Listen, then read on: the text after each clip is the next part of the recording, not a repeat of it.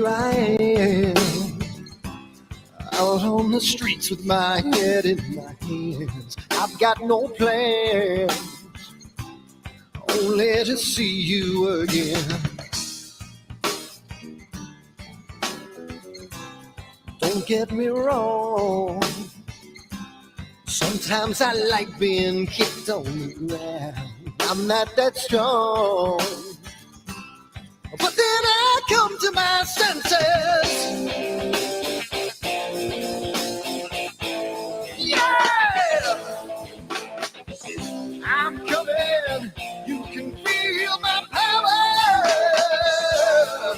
and I feel what is real when she feels me. And I feel what is real when she feels me. And I feel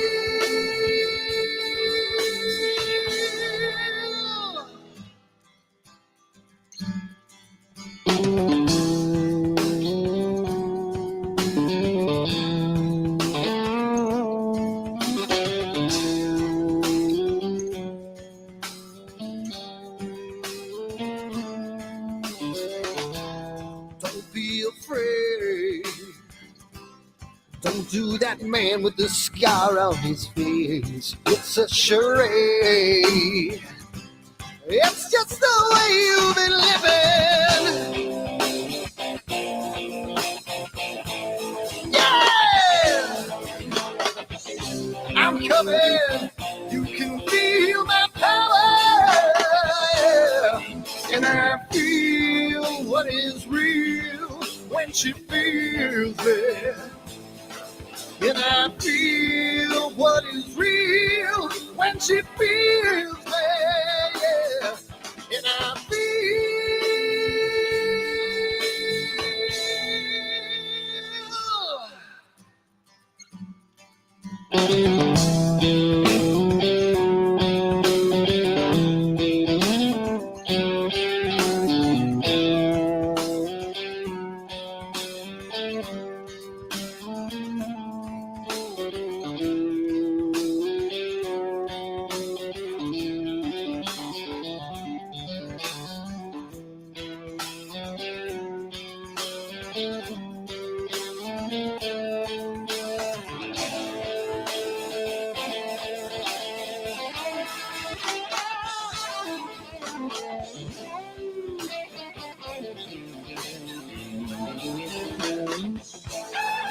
And I feel what is real when she feels me. And I feel what is real when she feels me. Yeah.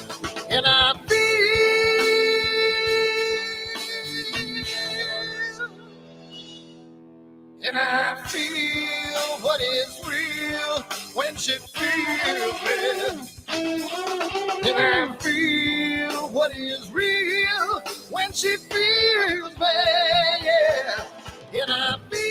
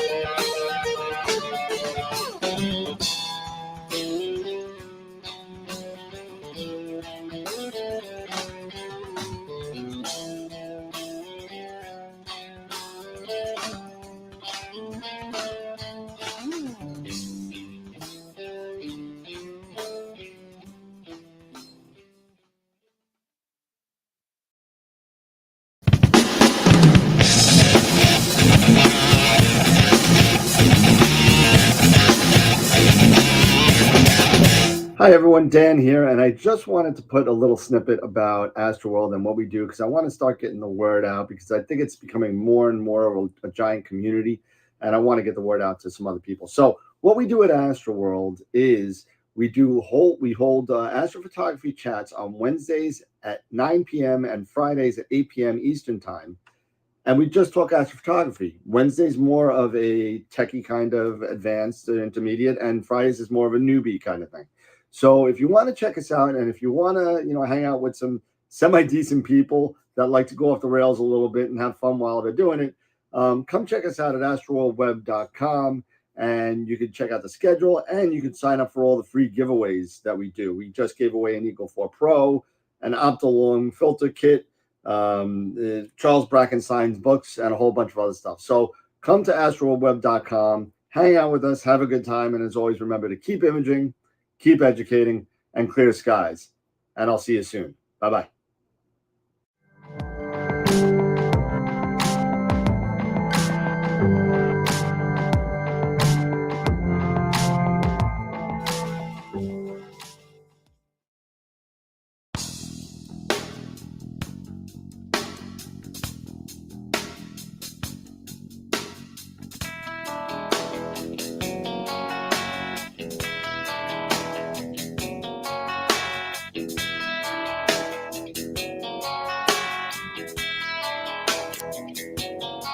All right.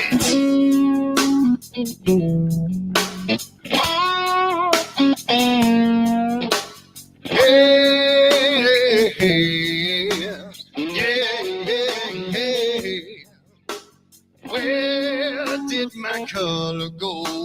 Got your head in the sand. You can't be in control using a powerful hand. I wanna be ya, I wanna see ya. Don't taste the kisses of hate. Don't try to tell me, don't try to sell me, don't try to say it's too late. You're gonna push me to the edge, back me in a corner, making me stand in your shoes. Push me to the edge, hot little cutter, it's black and white and blue. Black and white and blue, yeah. All right.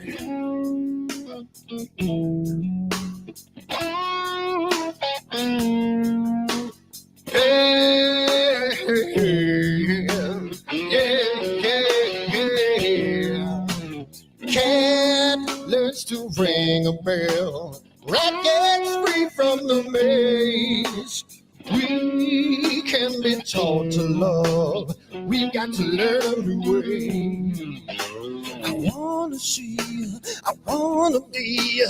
Don't taste the kisses of hate. Don't try to tell me, don't try to sell me, don't try to say it's too late. You're gonna push me to the edge, back me in a corner, making me stand in your shoes.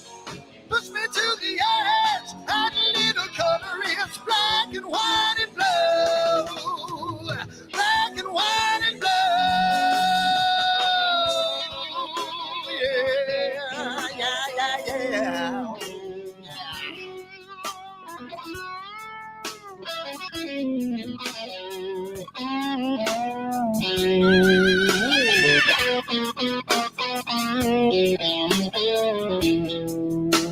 I wanna be, I wanna see, don't taste the kisses of hate. Don't try to tell me, don't try to sell me, don't try to say it's too late. Push me to the edge, back me in a corner, making me stand in your shoes. Push me to the edge, hot little color is black and white and blue. Yeah, black and white and blue. You're going black and white on the edge, back me in a corner, making me stand in your shoes. Push me to the edge, hot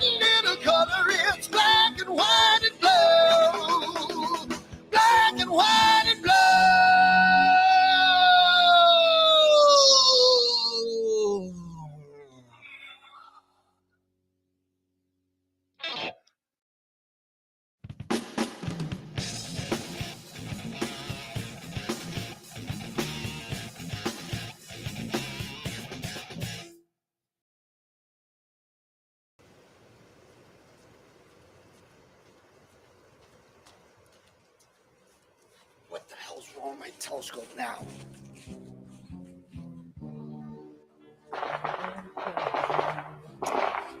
Damn, what's wrong with this thing?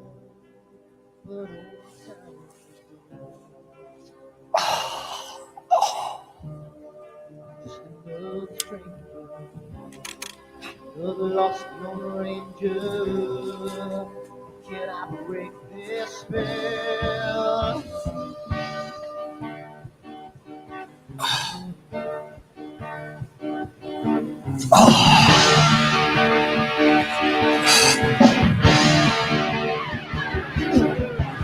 You want things right, I make you do things wrong. If I want that fine line, I will always take the fall. If I don't do them, I can live from the right. I sleep all day long, then I'm breathing through the night.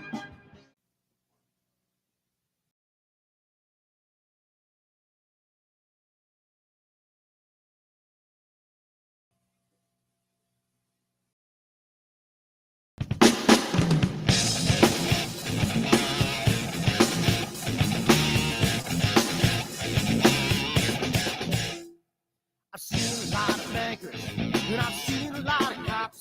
I've seen a lot of lawyers pull out all of the stops. I've seen a lot of children with their parents in their hands. I've felt a lot of women who refuse to understand. Well, I don't think I understand why we're making such a fuss. And I don't think I understand what's come of all of us. And I don't think I understand why we take the world for granted. I just want to get right back to Guitar Players Planet.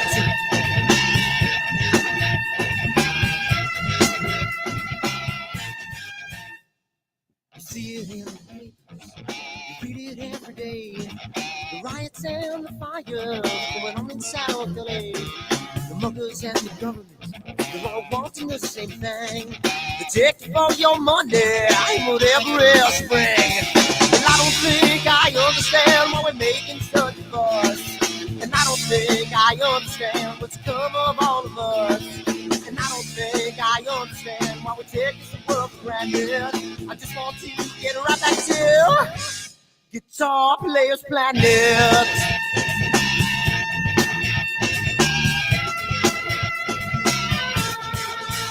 Take me.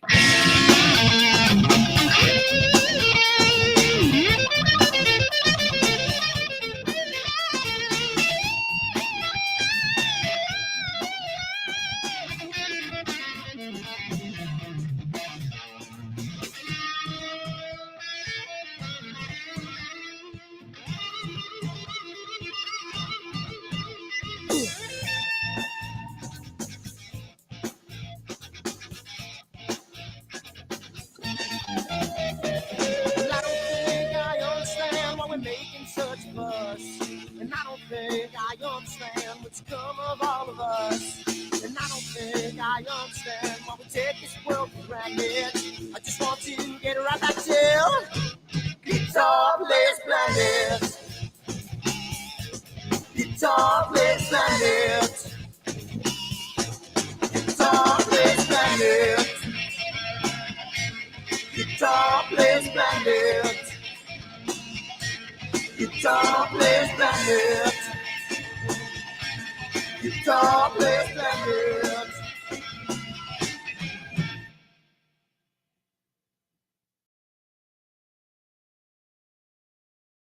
Are you ready for the next solar eclipse?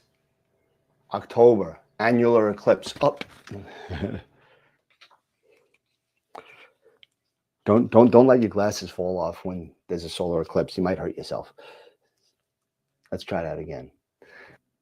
Are you ready for the next solar eclipse? Are you ready for it? October 14th this year is an annular eclipse, followed by April, another total solar eclipse, and you can get your own branded AstroWorld telescope solar glasses made by American Paper Optics today on the website, astroworldtelescopes.com, or give me a call, 516-273-3771, and we could get you a set of 4 of these for $9.99. Come on down again, AstroWorldTelescopes.com, and keep imaging as long as you don't have a solar shade on. Keep educating in clear skies, and we'll see you next time. Bye-bye.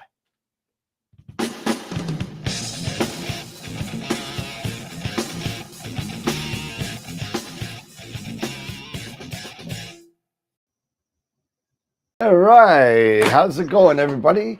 Let me just make sure we got everything going here. It looks pretty good. Yep, we got audio and everything's good tonight. We have a special guest tonight. We have George Hilios, the creator of Hocus Focus tonight, which is something that we all have questions about, and I guarantee you, probably not one person out there probably uses it the correct way, or interprets graphs and the plotting's the correct way. So we're lucky to have George with us tonight. I had the pleasure of meeting George again almost a year ago at NEAF last year. My buddy Jim introduced the two of us. We had a little lunch together. So welcome, George. Welcome to AstroWorld TV. It's great to have you, man. Thanks for having me, and thanks for the warm welcome. I've got a special treat for you all.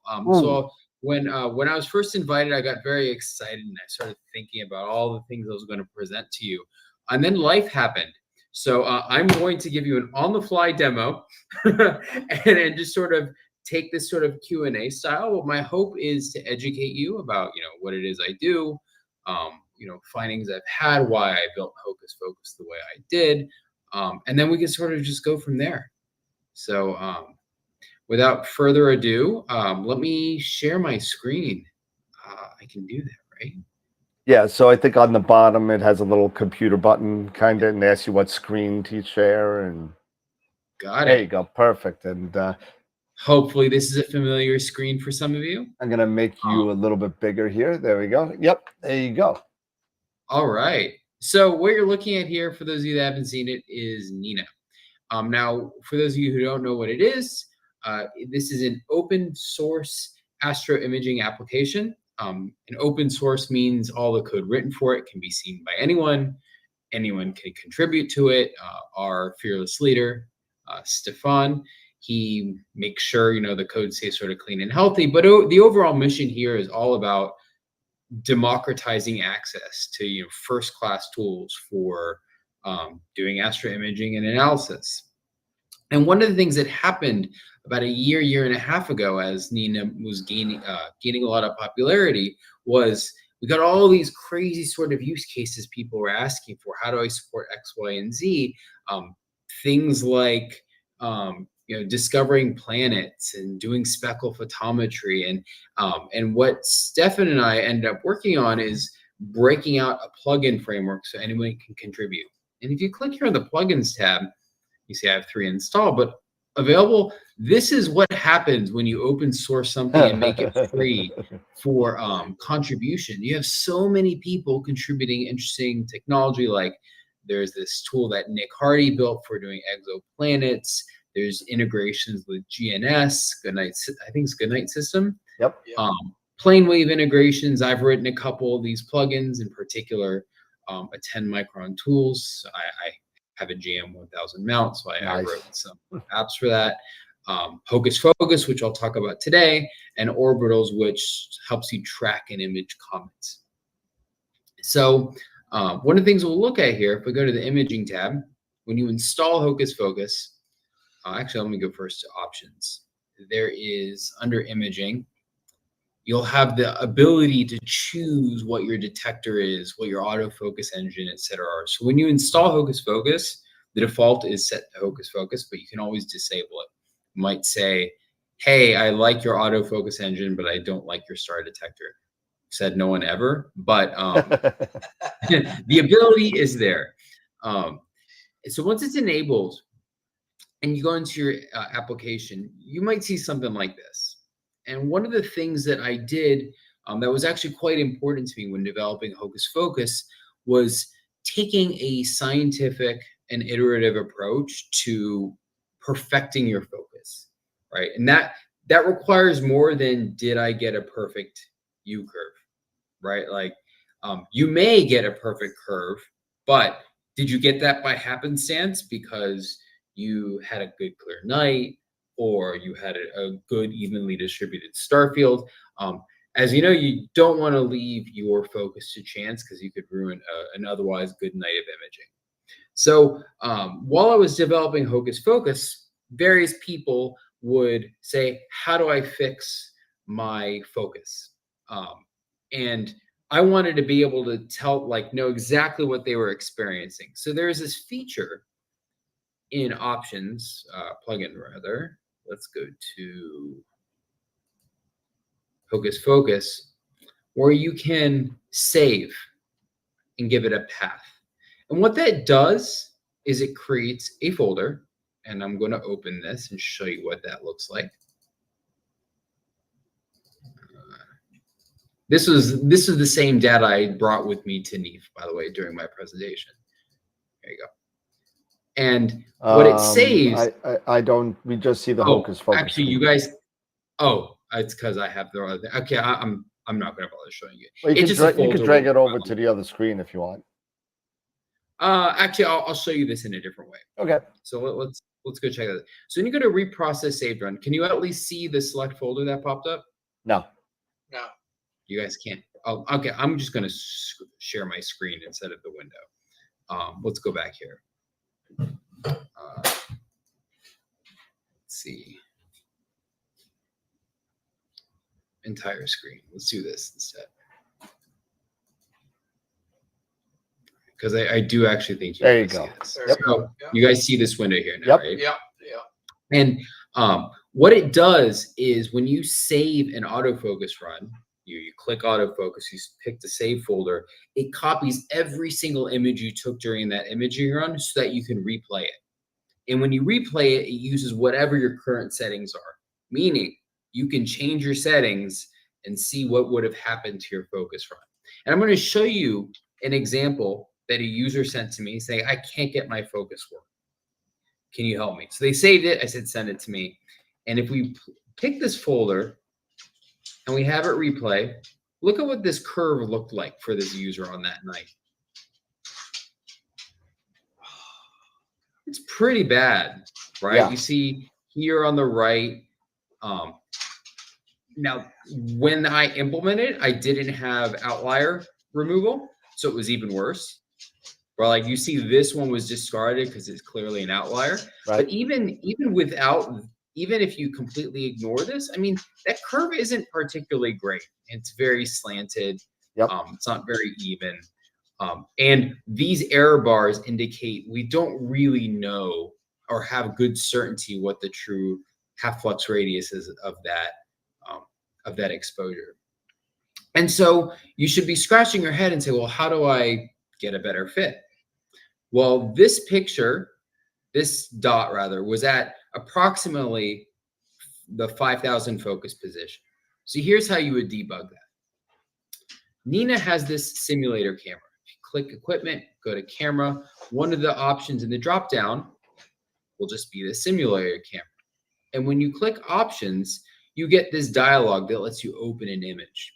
What this does is lets you, when you take a picture, it just shows this image. So you're kind of like pretending as if you have a camera connected. You can do this during the daytime. Now, I already have that picture selected, but I'd show you what this looks like. When you open that folder where you have that save run, here's the whole list of all the saves. And like I mentioned earlier, this is approximately the 5,000 focuser position. And here it is in the file name. So if we click open, close this out. My screen just hung. There you go. Connector camera. We have a connected fake camera. Go back to imaging. Let's take a picture and see what that looks like. So here is the image that was taken. Let's zoom in and see what we see. Oh, look at that. And for those who might know what happened already, I have star annotations turned on. You can turn them off. You can turn them on, right? And so what you're looking at here is the actual box that the star detector drew around the star that it thinks it found. Some of these are okay, right? Like this one mostly fits. It's not great. but it's all right. And it's showing the HFR that it measured for each star. It's also showing the ones that it rejected. I mean, these are the same color, so you don't really know. I wouldn't worry too much about what each of these mean. I'm still sort of writing some documentation so you can mouse over and or so you can read the documentation and understand like why it was rejected. But for now, just note that this was rejected, which was a good choice, but this wasn't. And so you should ask yourself, like, why, right? So if pretend you're the detector and you see this box, it probably had a hard time telling the difference. Is that background or is that a star? Yep. All right. So at this moment, 9 times out of 10, you have to change the sensitivity of the detector, right? And in this case, I would actually recommend decreasing it so that you reject this star instead, right? And so what that form that takes, I tend to just drop into the advanced mode right away when doing this type of tuning. Because there's this one setting here, you really only end up touching 1 or 2 of these in practice. Brightness sensitivity is the main one. To decrease sensitivity, you increase the number. It's a little counterintuitive, but the mouse over, the tooltip over it gives you some details. So we'll change this to 30. See what happens.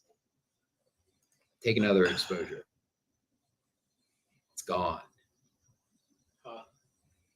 And if you zoom around the frame with your mouse, you'll see that there was a difference before and after.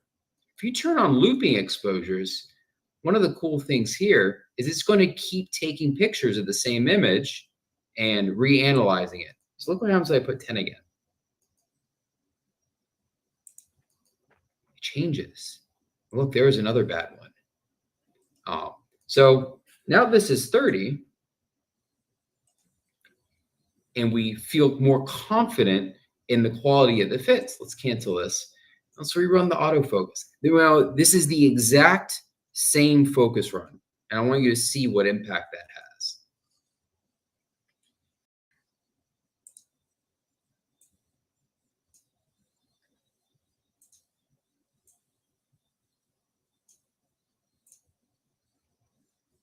There you go. Much better fit, lower error bars in each of these. Now it's still rejected this point because it was a little off, but the point of rejection here is to get a tighter fitting curve that more accurately represents the true optimal focus point. And I know there's a lot of settings here. You probably have questions about what each of them mean. Like I said, I am writing some documentation, but almost every single time it's either I have a Schmidt-Cassegrain scope and half of the star is missing when I'm out of focus because there's a big hole in the middle. There's a setting for that. Or you need to change your sensitivity, particularly for your high focal length scopes. You'll have many faint stars and then have to make a choice. Do I want to boost the sensitivity to pick up those stars, or do I want to decrease it to just sort of leave them out? And most of the time, decreasing sensitivity by increasing the value is the right choice. Telling the difference between the background and a star is difficult. What you are looking at is a very stretched image. Now this one is just a different image, but if I took that picture again, remember that camera is still connected. Here we go. Like we're back here again. Some of these stars like that were extremely stretched, we can kind of see it with our eyes, but the algorithm has a very difficult time picking those up. So yeah, that's just sort of a quick flyby of autofocus. And the biggest feature that any of you should know to make your focus really good is to actually get your exposures. I can't emphasize that enough. So I mentioned that there's this save folder. I'm going to open it again. After you save an autofocus run, open random ones of these. Like here's one. I just picked it. Takes a little while to load. These are big images. There it goes. And come here and take another exposure. Look at it. Make sure your boxes fit well. And when you see things don't match up, tweak it until it works. And then you can try your autofocus run again just to really make sure you get tight fits. Did I even click that? Probably not. There it goes. Right.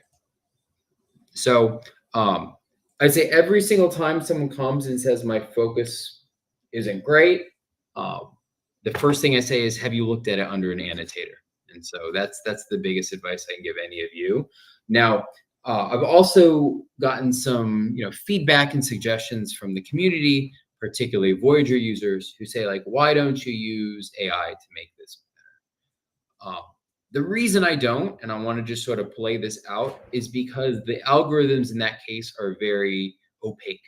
We don't really know what's going on under the covers, right? Okay. We don't know what were the boxes it chose, what did it fit well, what didn't it. So the reason I wanted to go for an approach like this is what it's doing. It's very clear and obvious. And if it's not a good fit, your eyes will tell you that. Gotcha. Oh, that's really cool because that's something that I really never I messed with a little bit, but I never really I've always had kind of with focusing and getting that curve right.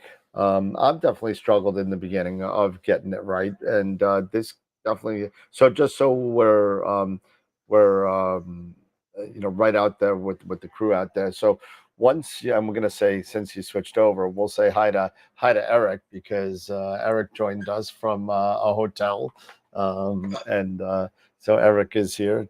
Do we have audio, Eric? Are you there? Yeah. Okay. Can you guys hear me? Oh wow, you sound better than when you're at home. Nice. Yeah. Nice. So Wow. what was I saying about just getting the routine down, of getting your focus routine down, can be kind of daunting, especially if you don't know what you you're just playing with numbers, and sometimes you play with numbers so much you do more damage than good. So you really kind of know what you're messing with as far as that. And correct me if I'm wrong, the Nina Discord, what was it, Isaborn, I think that's on there quite a bit. If you have, I don't know who Isaborn actually, I don't know if that's actually Stefan or not. It is Stefan. It is. It is, Okay. yeah.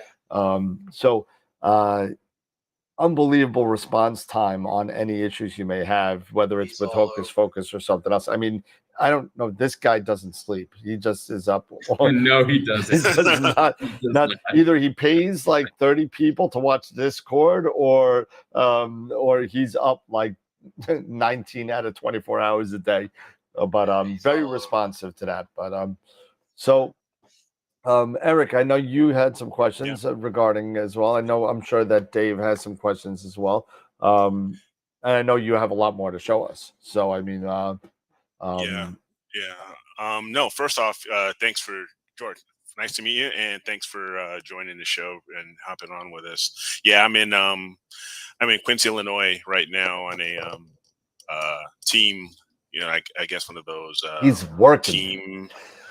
team meeting type deals, like team building type deals. So yeah, but no, it's one of my things is right now is been focus, and I'm gonna have to apologize because I just hopped in, so I'm gonna have to watch the first start of your presentation later, because I do have a Schmidt-Castle grain, and while Hocus Focus, it does work for me, it seems to, I really need to get things locked in, because even though I will do Hocus Focus and I'll do the aberration inspector and I'll take a look at, and it's saying the HFD is, say, maybe at 2. I just recently put in some started doing some processing, and the lights are all coming out as far as their star analysis, like at around 4 or 5, things like that. So I'm sure that might have something to do with it, to really tighten things up, because I honestly haven't gone into the advanced side, because I'm so new transitioning from one acquisition tool to Nina, that I have still quite a bit to learn on utilizing all the pieces, that are in Nina. But yeah, that's one big thing, because having that Schmidt-Castle grain and not having that, tighter focus, and because it can be very unforgiving, using these, at a long focal length, that I'm gonna have to definitely go back and check it out again. So there are a few settings in Nina. Let me show you. Let me show you one. So I'm going to switch back to sharing my screen. Yep. Here you go.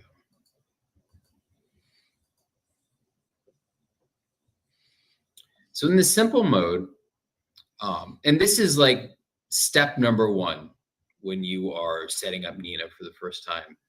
I tried making a simpler, more sort of condensed version of the settings that is more approachable, based on just people sending me their data and me saying like what settings work for most.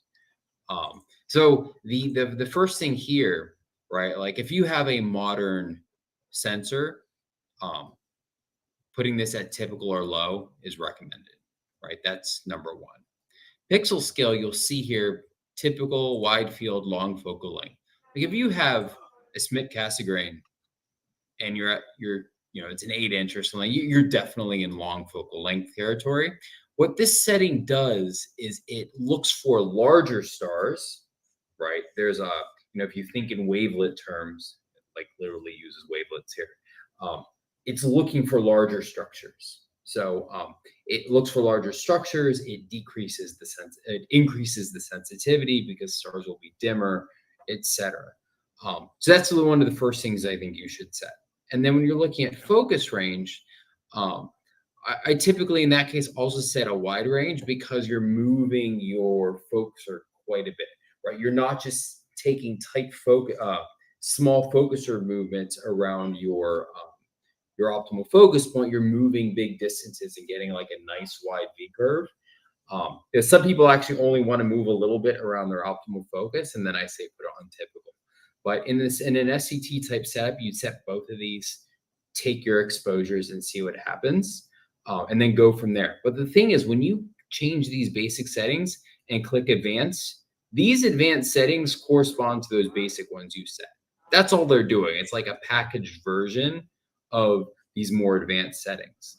And so with the Schmidt Cassegrain, one of the problems you have is that these stars, when you get out of focus, there's a big hole in them, right? And one of the things that the star detector in Hocus Focus is doing is saying, like, all right, I drew a box around a star.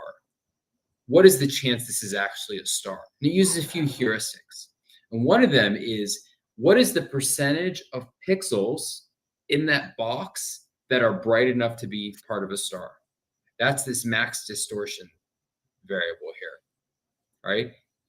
This number needs to go down for Schmidt Cassegrain because there's going to be missing pixels in there from the star. It's a donut.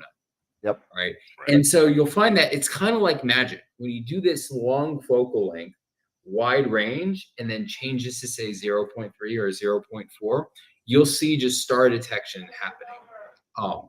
And the best way, I think the advice I gave earlier, I'll mirror it again here. Turn on your annotator. Look at individual pictures from your autofocus run. Start at the ends, and you work your way in. Because at the ends is where you're going to have your worst star detection.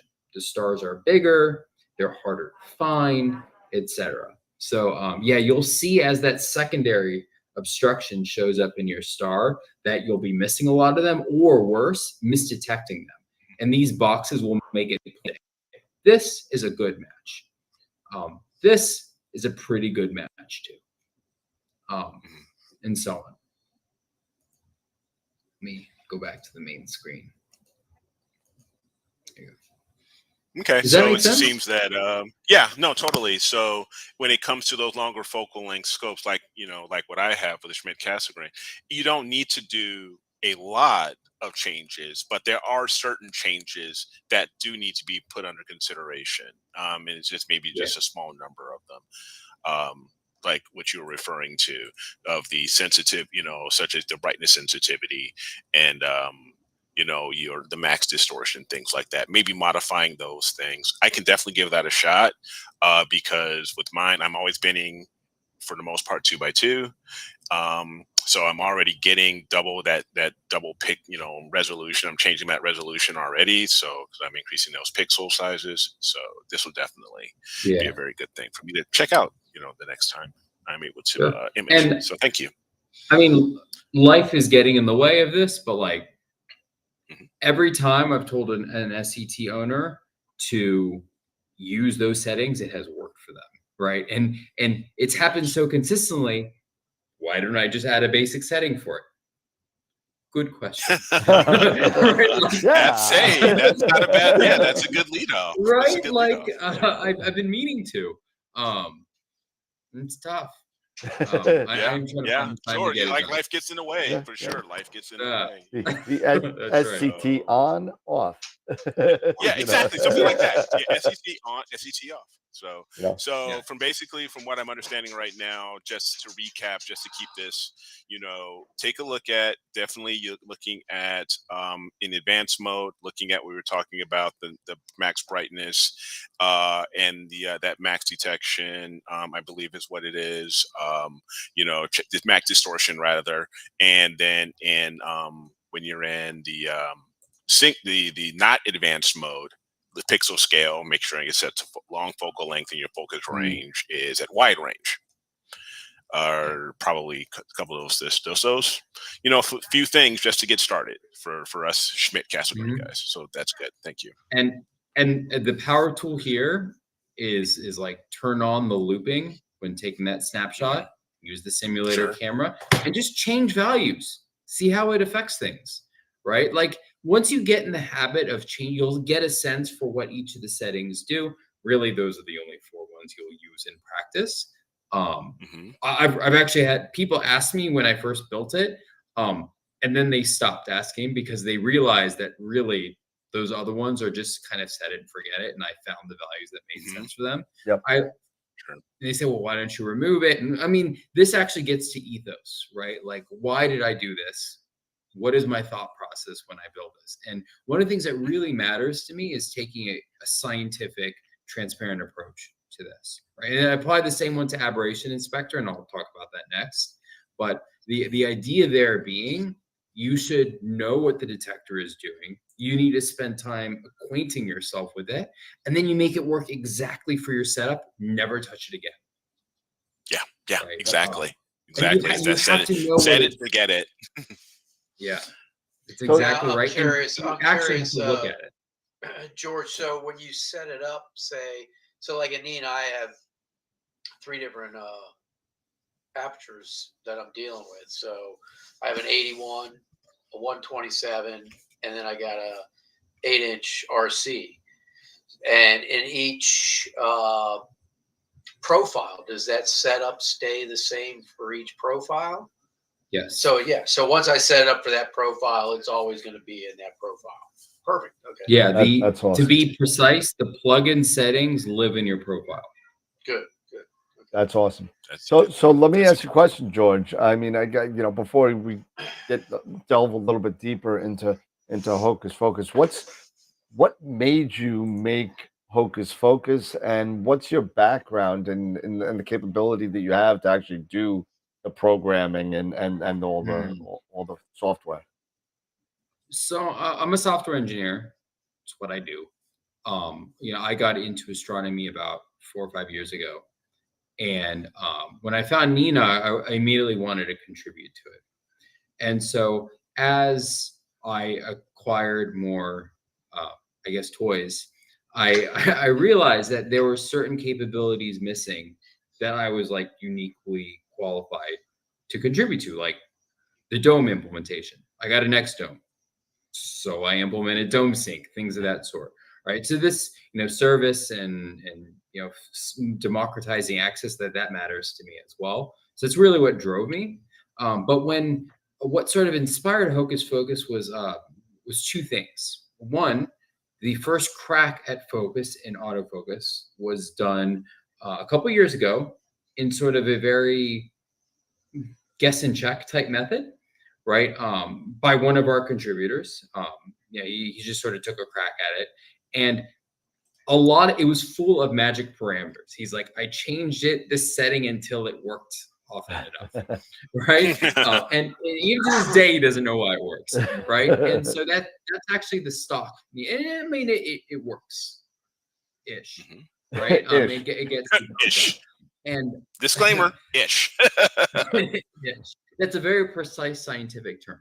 And so that was one. And that sort of got me interested in thinking about the problem. But what actually was the catalyst for me diving in and doing it was that Chris White thread on tilt and looking at images and building the curves in the corners. You know, is each of the corners of your image coming into focus? Having a focus curve for each of that and saying, like, can you use this to determine, is my back focus off?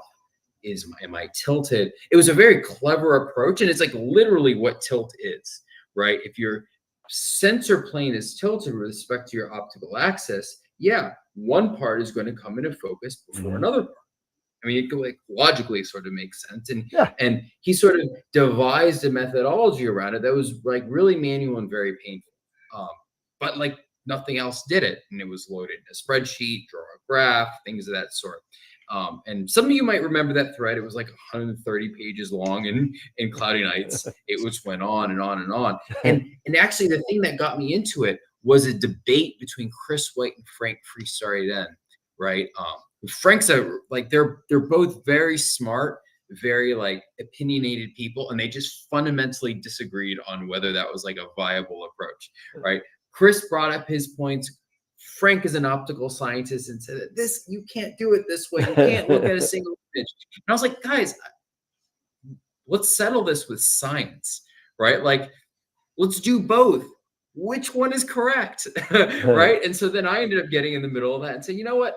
Let's do it, right? The people care about their tilt correction. I've been wanting to build a star detector anyway.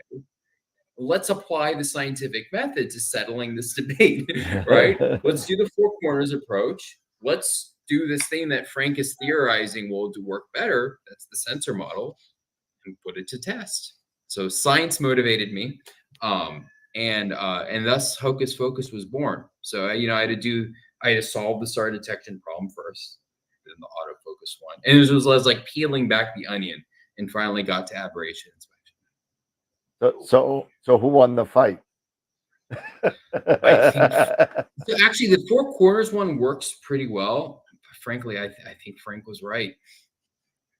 Right, being able to visualize that sensor model, really helps dial in your settings, but it's harder to get it right, and your star detector has to be very, very spot on. And that's the most common complaint I hear from people is I can't get a sensor model out of this, or it has a very low match rate. I say, well, have you tuned your star detector? Most of the time the answer is no. Or what does that mean? Garbage in, garbage out. Talks like this are useful for the community because I just haven't written the documentation yet, so I get to talk about it instead. Yeah, there you go. And let's see if there's any questions. What's Mike Gibbs has a question. He says, well, we're not even there yet. Actually, we're going to save that question for later. I think it's a next steps type of question. Yeah. But one question that Frank had was, just to be clear, the settings that we were just talking about in the case for with the Schmidt-Cassegrain, these would not necessarily apply to a Schmidt-Cassegrain with a hyperstar or say a Rasa. That's right, because it wouldn't have a secondary obstruction. That's correct. It's gone. Yeah. So. Yeah. Because no more donut. That, it's not as long as. Yeah. You don't have that. Well, you still have somewhat of a donut, but it would be because you still have the primary, right? You still have the primary mirror, don't you? Yeah, but there's no secondary. Straight back into the sensor. There's no secondary. Yes, but there's no secondary. Yeah. But there's no secondary. Correct. Yeah, and that's what creates the donut. So I mean, correct. Well, actually, you do. The obstruction is literally the camera, right? Yeah, the obstruction is the camera, but you won't be at a long focal length, though. You won't be at a long focal length because a Rasa or a Hyperstar, you are at f2, and you're only at maybe 4 to 600 millimeter focal length. So yeah, I'm sure the effect is different, but it will be somewhat donut-ish. That's right. Yep. So so it wouldn't be long focal length, but you would maybe consider wide? I would actually just jump straight in and changing the distortion value. And note that the Okay. long focal length, there's not much magic to it. I was just thinking, like, what's the right way to describe it? It's just that when you Okay. are in focus, your stars are bigger. So look for bigger things, Right. is all it's really saying. Gotcha. Understood. And I'll what s- would you consider long? Anything over what? Oh, anything over 1,000, basically. Okay. Yeah. Um, And that's Dennis, definitely my 8-inch. Dennis had a question. That's right. Are there any recommended presets anywhere else in Nina, or do I just start out with Hocus Focus, the I main think menu? at this point, Hocus Focus is like mature enough that for all intents, we consider it our stock focuser engine. The only reason it's not in Nina proper is because now I can change it without stepping pushing a Nina update. That makes sense. That makes sense. Sure. I get donuts on one side of focus with my refractor.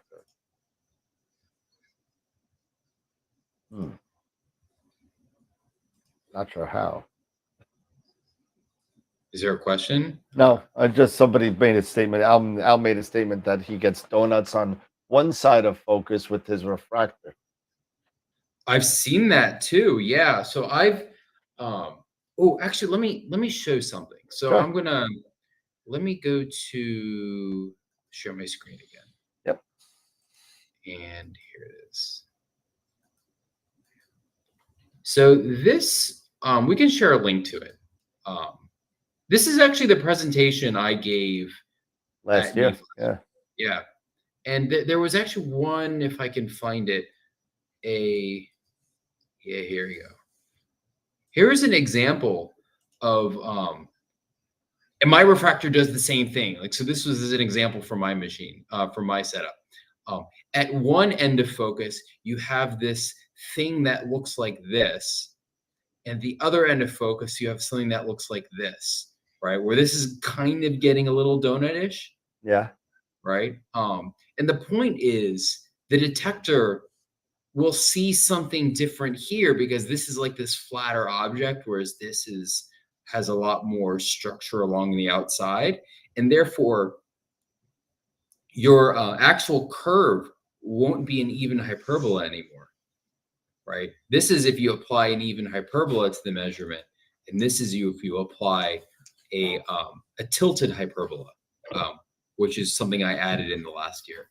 So the point is, yes, you can be in a situation where you have donuts or things that look kind of like donuts on a refractor. So that's interesting. Because Yeah. let's see. Yeah, I get that sometimes on my refractor, where it'll. And I mean, in that case, the fix wasn't change the detector. The fix was change the fitting algorithm. And now that's the default setting, is to do the angled hyperbola, where it's not necessarily just even on both sides. Gotcha. One of the things that feel better. No, one of the it's not things, broken, again, Dave. No. Well, Again, I'm with usually me between 0.98 and 1.0 in my hyperbolics, though. Usually, and a nice decent curve. But sometimes it's short on one side, longer on the other. But I think that's all about where I'm starting anyway. Yeah. So. Yeah, that's right. Yeah, and mine right now, if I would pull up, say, some current autofocus that I've done, they seem more shallow, I would say. The the curve would seem a lot more shallow and wider than it would seem tighter. But that's why I'm looking forward to trying these new things out to see if now making these changes and also looking at the aberration set, looking at the stars through the aberration setting is, are things getting a little bit better. Now my other thing is is being still roughly very new to Nina, and is dealing with tilt. and trying to understand. And I almost need a Nina for Dummies type setup, you know, where I can understand, you know, certain areas of, say, Hocus Focus or the aberration inspector, or even, you know, just especially as I'm running through an autofocus and I want to see that tilt. Because one thing is, I even have a Rasa, and the Rasa 8 is notoriously known for having certain tilt issues and understanding, you know, where that tilt is coming from. But at the same time, also dealing with that in back focus when it comes to my Schmidt or even my refractor. So I don't know if you all have had a chance before I hopped on to talk a little bit more about, you know, those features yet. Actually, I think he's getting into that next. I think. Okay, perfect. So, yeah. So I mean, be a good, you want me to hop to it, or are there any other questions? All right, let's let me share my screen again. Got it. And just keep going back and forth. Here we go. Here's Nina again. You're gonna be a pro at this at the end of the day. So I actually haven't run this with any of the saved autofocuses I have locally. So we are going to do a live demo. Nice. That should strike fear in the heart of any software developer here. Absolutely. To do a live demo. Oh, that's almost usually that's the Windows Bill Gates thing. Remember? It's like you're gonna do a live thing with Windows. Eric, I got one side. I got one side of the carpet that George is sitting on. So we're just gonna. You can have the other side. All right, let's load this. Actually, let's go into this. Remember I had changed this setting to 30 and got that to work with the sensitivity example. So the thing is, with aberration inspection, all it's doing is an autofocus run with extra analysis, right? So if you save an autofocus run at any time, you can load it into the aberration inspector. So you don't have to do this live. The reason I raise that is because you might be having cold hands depending on the night when you are dealing with tilt, and you might just want to get a quick autofocus run and deal with that later. Totally reasonable. The point here is you can replay saved autofocus runs and see what tilt was sort of implied by them and get your settings to work. Now, aberration inspection is far less forgiving than regular autofocus, and I'll explain why in just a moment. So this looks like, oh wait, no, I actually did a regular autofocus. Okay, so load a saved autofocus. Let's let it go.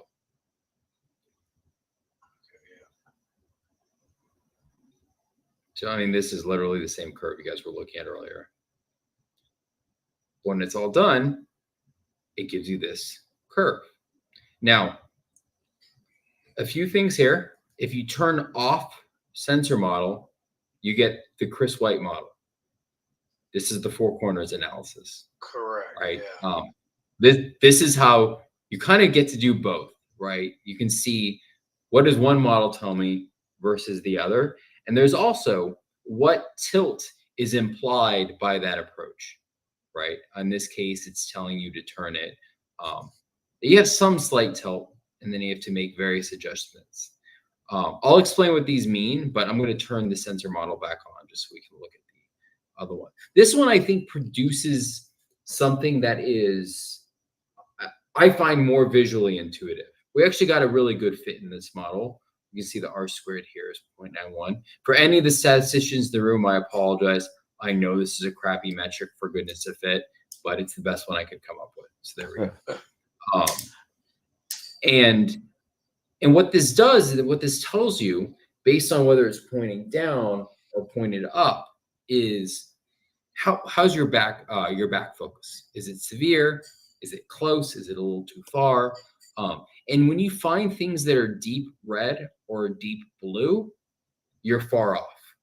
This whole white thing in the range means you're pretty much within your CFZ, your critical focus. So actually, this is an example of one I would say, like, don't touch it, right? It's close. Now, this thing says, okay, you do have some tilt. You could probably get a little bit more out of it. Yeah, this picture here is saying maybe take the left side of your sensor and bring it closer to the was it the telescope and sensor. Yeah, so it would be take the left side of your sensor and move it further away from your the lens on your telescope, right? So I mean that's where like telescope is up and sensor is down. It's a little hard to visualize, but I think the if you've asked, well, how do I know what's left top? And I say yes, that's right. That's hard, because your driver might flip an image, your optical setup might flip an image. It's very, very difficult, and so there is itself a separate process you can go through to figure out like what's left and what's right.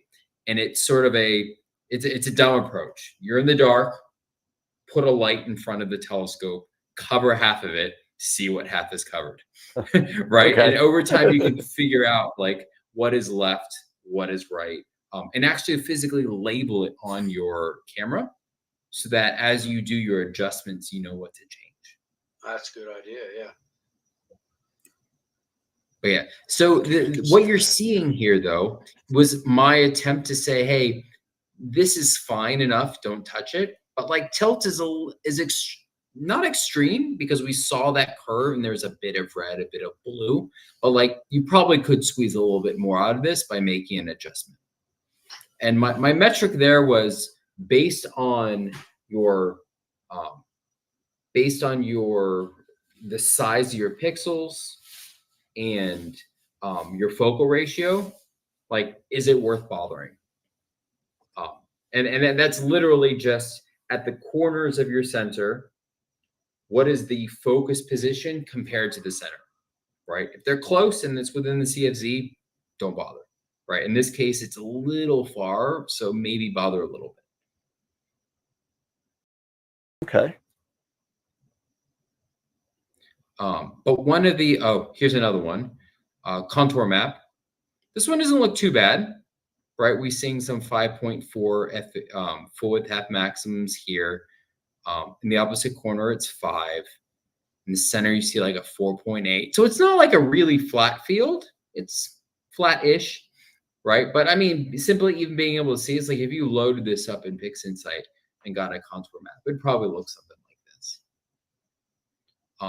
And for the others who like those, was every camera vendor I've seen distributes that that image that says like when you have if you're too far in focus or too far out of focus, your back focus rather, too far in, too far out, you know, with all the hash marks pointing one direction the stars, or the other. The radial stars, yeah. Yeah. So this one's saying like what direction is your eccentricity pointing throughout the field. And this one's a little random, but what you find is that when you get close, like it doesn't really matter, right? And these turn like red when the eccentricity is pretty bad.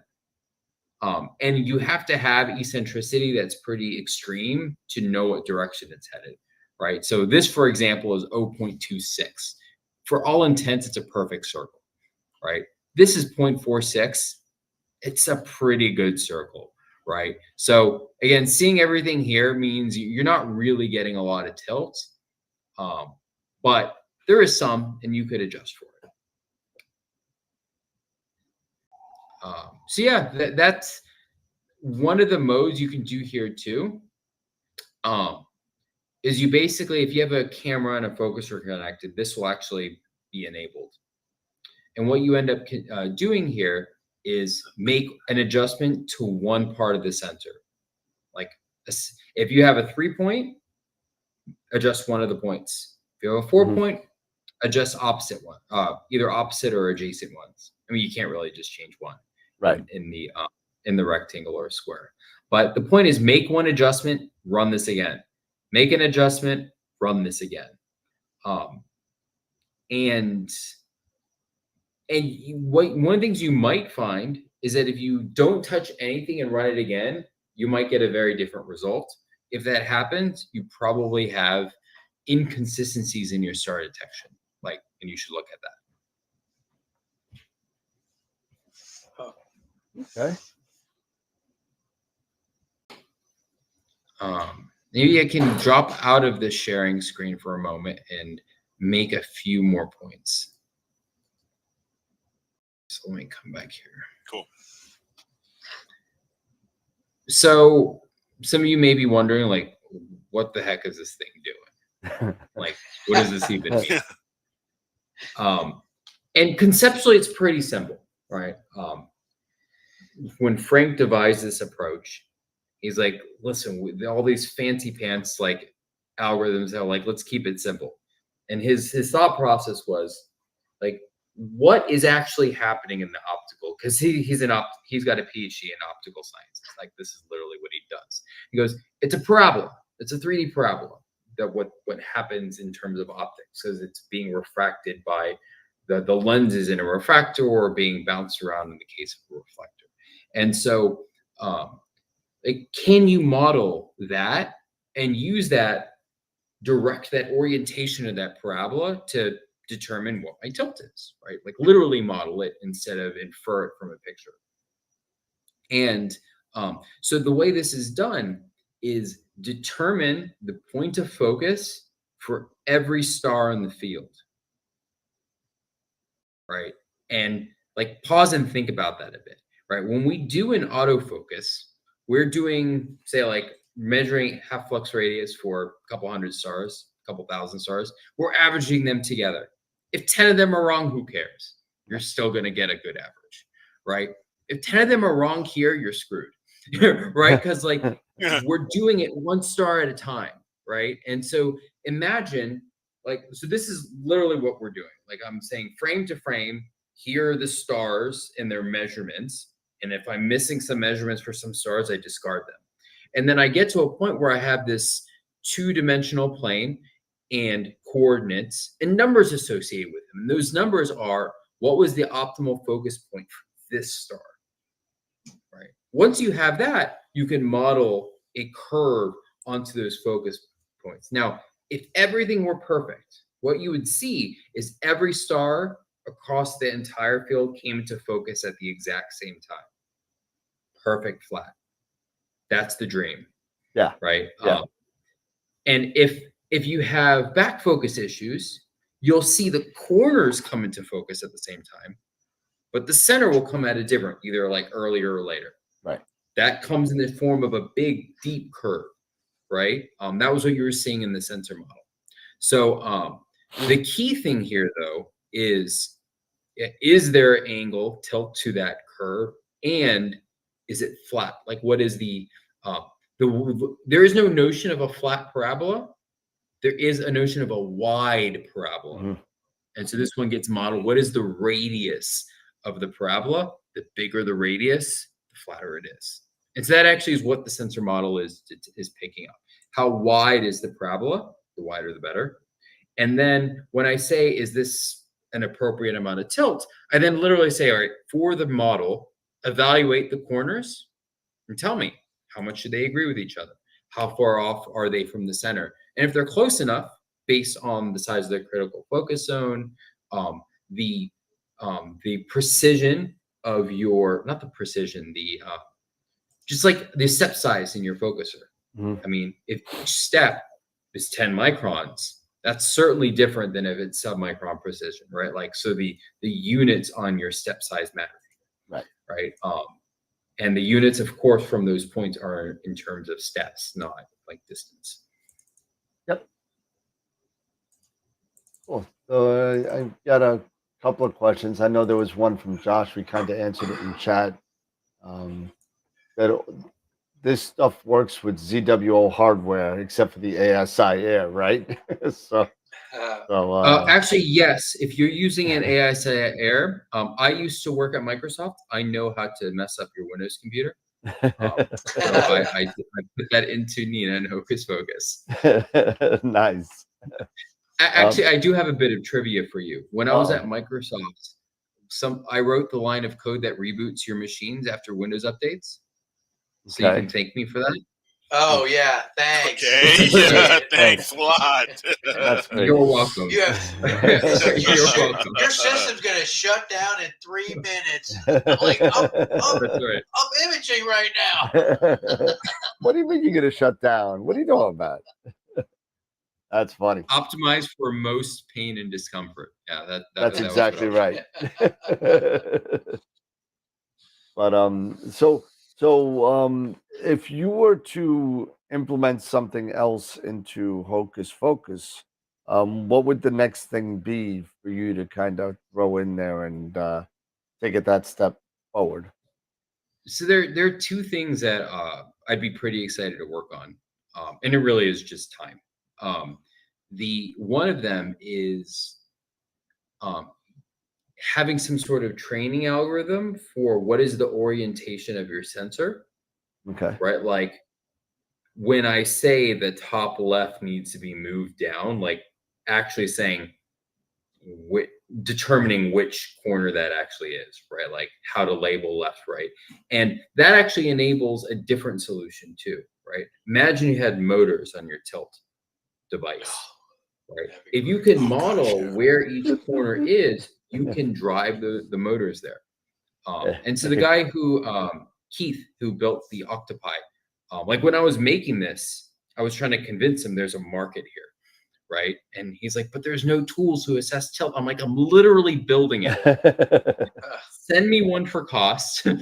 I'll make it work. And I mean, that was actually how this was born. Like I didn't have a tilt device. He sent it to me for what it cost him to build it and materials. And then he made a lot of them. And still making them. He's still making them. Yeah. But like one of the things he was thinking about is like putting a motor on them. And I was like, yeah, I'm interested in solving that problem. Haven't had the time to, but yeah, that's one area. The second one is sort of actually not that hard to do, but I'm interested in doing it. Is like right now the focus algorithm goes a fixed number of steps out and then does the whole shebang, right? But if we focused like 20-30 minutes ago, we don't need to do that, right? We could go out less of a distance, still take as many points maybe, but like have the focus, the images just be closer because you know you're already near your optimal focus. Right. So that would be like a fast focus. That's cool. That's a good idea. There's a couple of questions in the chat, I think. Let's see. What was the first one? Question. I think a lot of people are on board with, somebody build an automatic tilt device. Oh yeah, you put little 4 little motors there, 4-pin motorized tilt adapter, $783 for their M42. And ZWO will then sell it with a secret implementation. Exactly. Yeah, they will. Oh no. But yeah, it's just it's just one of those things where how small or thin can you get it, because there's always that concern depending on the your rig or your setup, the back focus, and how much back focus is that going to take up, especially if you're using monochrome or anything like that. So you have to have let's think about that for a second, right? And think about that. So let's think about that for a second. So you got, I don't know if I can pull it out. Yeah, I can pull it out here. So you got something like this, right? One of these guys, right? Straight from the closet at desk, right? New German, right? Yeah. This is the CTU. This is the M48 version of the CTU. Now, Gerd Newman figured out, hey, listen, I could take these little grub screws on the outside, right, to kind of adjust your tilt, right? So why can't you just motorize those as they go in and out? So now you're not affecting the only thing that you're putting in there is some sort of motor to kind of move those grub screws in and out. And the Octopi design also accommodates that too. Yeah. Right. For those of you that haven't seen it, it's a pretty big box, and there is space on the outside towards the camera to put motors on them. Wow. Ah, I mean, there you go. Yeah, on that's the going to outside. be awesome. If that's the next thing, the next best thing, that would be great, because that would create a lot. You'd be able to fix your tilt from in the middle of winter from your computer inside. Yeah. And Yeah. then you'd And be I mean, doing like, you'd be doing a focus run and a tilt run at the same time with Hocus Pocus. There you go. basically, right? That's the way to do it. I know. I'm gonna get a little nerdy and geeky for a moment here. Do but, it. Like, Do it, man. it's stuff like this that gets me really excited, right? Like, we have all this really wonderful technology that NASA's building. We've got these really nice observatories that have excellent optics, extremely expensive. That we're grateful for seeing the images that come out of them, but like are inaccessible to us. And so I think the idea that we can take this commodity hardware and squeeze every ounce out of it, like, just gets me excited, because that will just improve the quality of our data, the quality of our images, and it benefits everyone, right? Like, so you can now still spend a couple $100s on these correction devices and get better quality optics that you might have to pay tens of thousands of dollars for. Yeah, absolutely. Yeah, for sure. Sorry, Funny that how- impacts your business, but It's all good. less money coming your way. Oh, but good, that's just how it man. There's always something new and fantastic coming out, so it doesn't matter, Yeah. But Ernie Jacobs had a question: is if you have a recommendation for a star field for doing the analysis, would you use an open star cluster for this, or would you rather Probably not. probably a more spread out kind of? Yeah, I think the problem with the star clusters too is they're so close together, the detector occasionally gets confused, like double star it up. I did put an option in the aberration inspector to just go to zenith. Frankly, like that's a reasonable idea, because then you're eliminating flexure from the equation, and there tends to be, depending on where you are in the world, obviously, like at zenith, potential atmospheric distortion and stuff like that. Yeah, that's right. So I would say, I think I saw that when I was trying to do mine. It said try to go to zenith and then do it there, and I remember doing that. And one more question: does the orientation changes depending? Does the orientation change depending on if your camera is on the back of the rig or in the front, such as with the Rasa or the Hyperstar? I mean, honestly, every setup is different. Even your driver can impact whether it flips. And here's an interesting fact: ASCOM, the layer of ASCOM also flips it, right? And so if you're using ASCOM versus native driver, you might have a different orientation too, and that's just because the formats disagree on, like, is it transposed or not. It's interesting. Like, that's a long-winded way of saying you just have to test it. And to your point, the best way you were recommending to test it is to get maybe a piece of paper, a piece of cardboard, and maybe shine a light and take a quick photo. So this way you can at least know what's up, down, left, right, and just move it around. And then just start taking notes based off of those. Maybe if you take 4 separate images or 8, whatever that is, and just figure, okay, I've got every the cardboard or piece of paper covering this side. I've taken an image. Okay, so now I have an idea. All right, this is the left side, and then tilt it again. All right, take another image. Okay, now I know this is the bottom or the top of the left side. Right. And then, like you said, put a piece of tape on. Once you figure that out, put a piece of tape on your rig so you know this is top, this is left, and Yep, that's right. Exactly. That's right. That's a great idea. Exactly. I have to figure that out. Mike was asking, what is considered wide field versus typical? Honestly, like, at this point, I don't know. It's been long enough since I did it. I'd actually have to look at the code. Like I said, I owe the community documentation for this. My thought process, though, when I did it, was kind of the lines like, the further out you go, the bigger your stars are going to be, right? And so if you know you're going to go pretty far out of focus, in terms of like how you're building your focus curves, just like pick wide and pick long focus and wide range. And those two will give you the stock settings for like the biggest stars you can get. But really the gold standard here, and there's not that many combinations. Do an autofocus, take a couple pictures, and then when it's daytime, try them all out. Like actually see how they fit when you're near focus, when you're far out of focus. I mean, like that's the theory behind it. Like it'll do a better job of matching the bigger stuff. But I would say don't commit it until you've actually tested it. And when you say testing it during the daytime, can you go over that? What you mean by that again?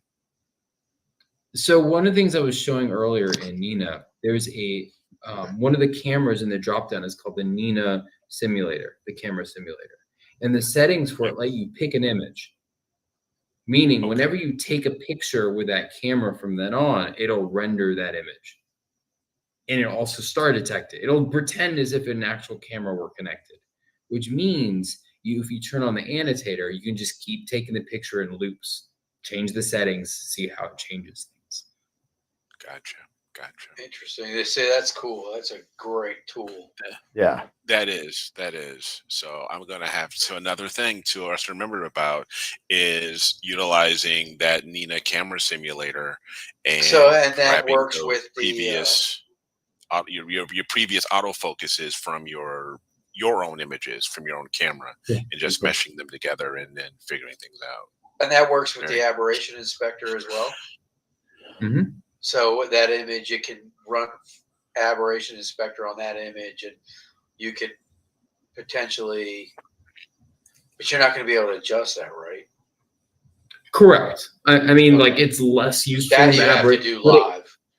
But what it could be useful for is how do I change my star detector settings to make this consistent so that when I do this again, like I'm not futzing with that.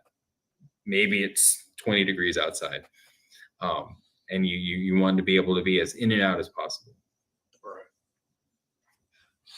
Right. Jerry R.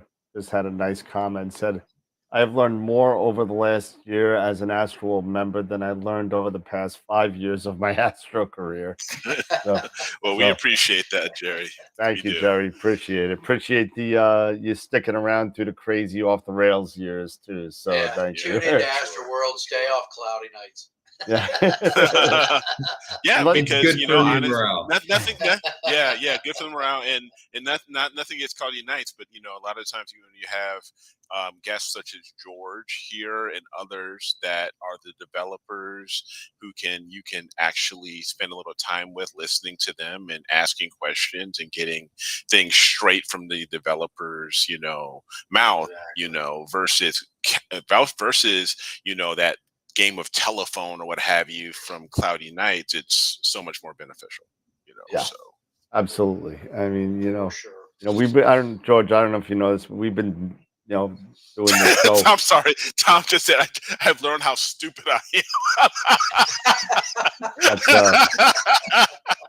That's our picture of the year winner.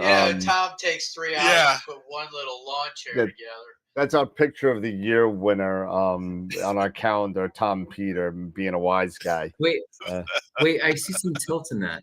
Oh yeah, there's a lot of tilt in that that's one. Awesome. But oh man, that's awesome. So and it looks like I'm gonna be in Tom's area. Maybe Eric, you are too, for the I don't know what your plans are, George, for the solar eclipse is coming up on the 8th. Right? I'm going to be in Canton to check it out. Yeah, I'm excited. Nice. Yeah. Canton, Ohio? New York, right by the Canton, New York. Okay. Right by the Canadian border. Yep, up by the Buffalo area. Awesome. Awesome. Sweet. Yeah, Eric's from Chicago area. He knows nothing about New York. So no, absolutely nothing. He thinks the Statue of Liberty's in New York. That's no, I do not. You stop that. But it looks like I'm going to be heading out to the Indiana / area for it. just maybe a little you let bit me better know. of a forecast than upstate New York, at least percentage wise is concerned. You know, we'll see. We'll see. You know, who knows? We'll see. You know, I'm not going to make it to Texas, but it looks like I'm going to be somewhere between Ohio and and Terre Haute, kind of somewhere in there. Okay. So George, speaking of the eclipse, I don't know, Dan, if you or Dave, if you have had a chance to talk or speak to, what do you normally use for yourself for imaging, and what are you going to be taking with you if you're going to be doing any imaging of the eclipse? Are you going to be taking any kind of equipment with you, DSLR, anything like that? What are you going to be planning to do yourself? Nice. That's it. I'm not taking any gear with me. Oh no! I'm just hanging out with my kids and my wife. There you go. Hey, it's all good. That's all good. I'm on a Family revenge tour with this eclipse. So this is eclipse part 2 for me. In 2017, I told the story. I don't even know how many times over the past couple weeks, but I'll say it again. Your wife messed it up. Yeah. So, and she's outside probably listening to me. She's like, "Why are you saying it again?" So I'm sitting there, and we were at the eclipse. We traveled to Greensboro, South Carolina, and we went there, and I was an idiot. I brought a 127. I had my EQ6R. I had this whole setup going on. I had my computer. I had Nina. I had everything going.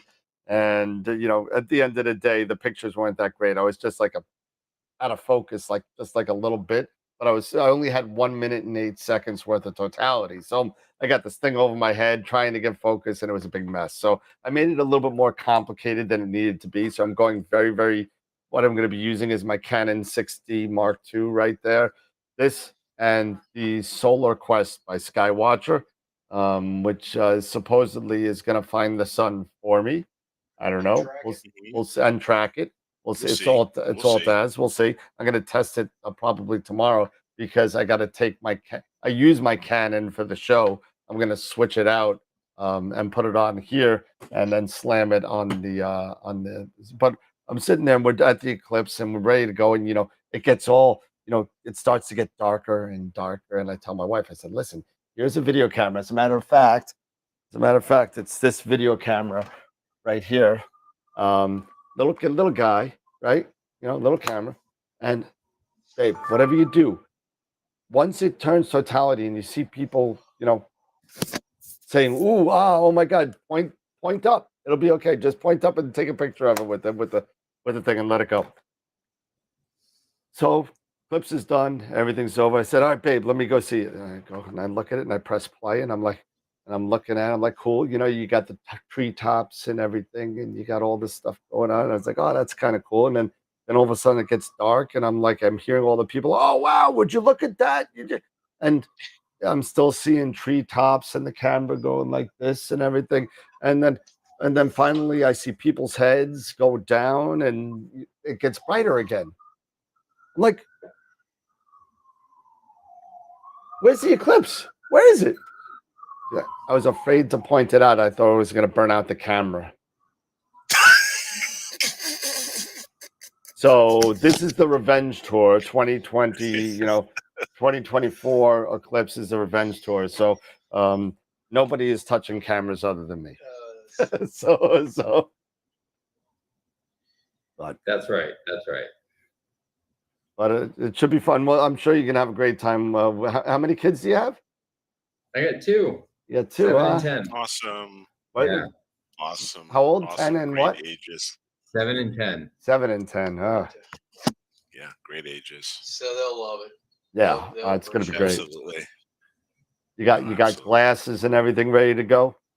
All ready to go. There you go. Nice. There you nice. go. There you go. But, nice. I'll be at Let's work. see. I wanted to. I'll be at work here on the East Coast. Oh. I'll get partial. I'll be looking at through my welding mask. Well, it looks like a friend of mine got a hotel in the he just texted me right now. in the in the Indiana area, right outside, like 10 minutes outside the line for 2 nights. For 2 nights, $1,000. It's $500 a night. Yeah, that's what I was seeing. It's ridiculous. Oh yeah, there's no question to do it now. To do it now.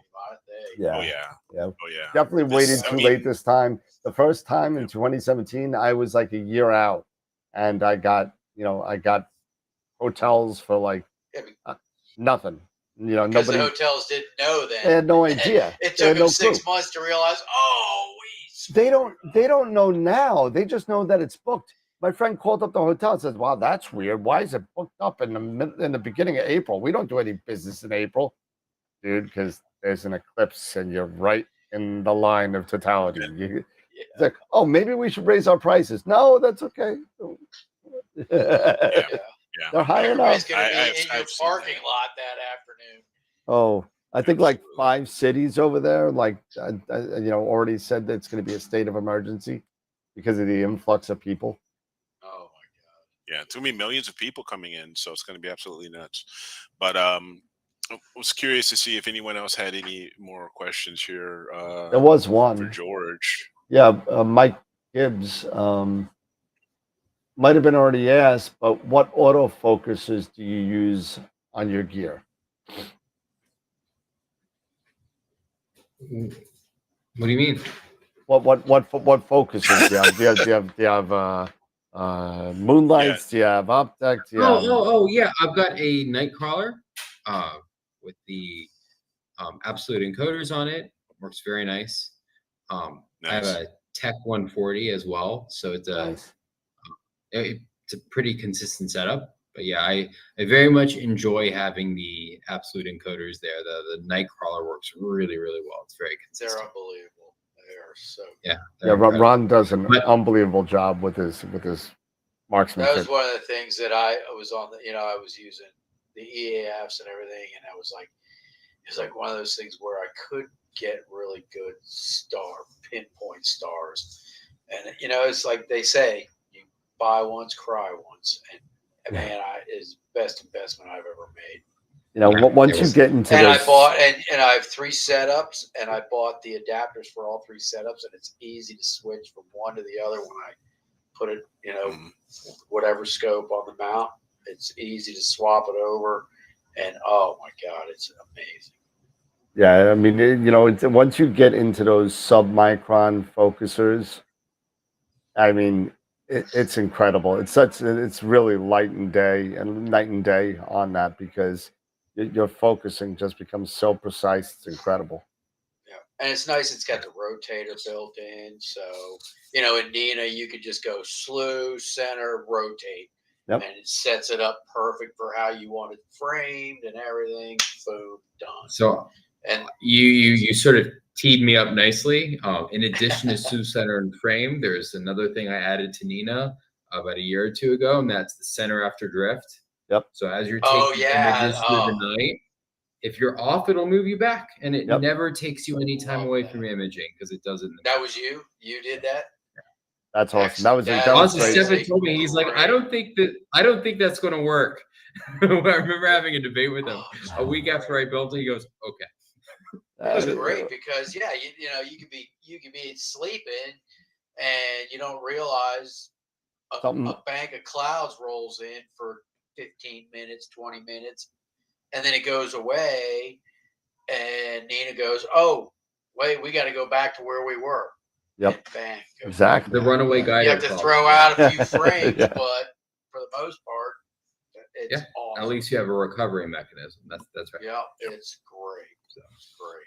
That's awesome. I mean, how far do you usually set it for? How far off do you go when you put your settings on? I mean, I go a couple degrees. I mean, I think it's like 5 degrees or something like that. Yeah, it's not too far. I mean, I typically think like if I'm 200 pixels off, I should move back. Yeah.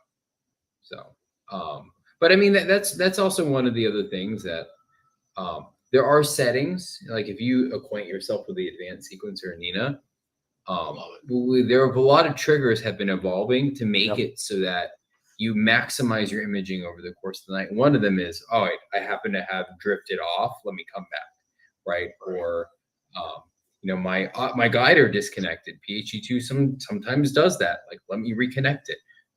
Things of that sort. Yeah, that's Nina is I think hands down the best imaging software out there. Well, there's, and for open source and free, it's just, I send them a donation every month, and it's amazing.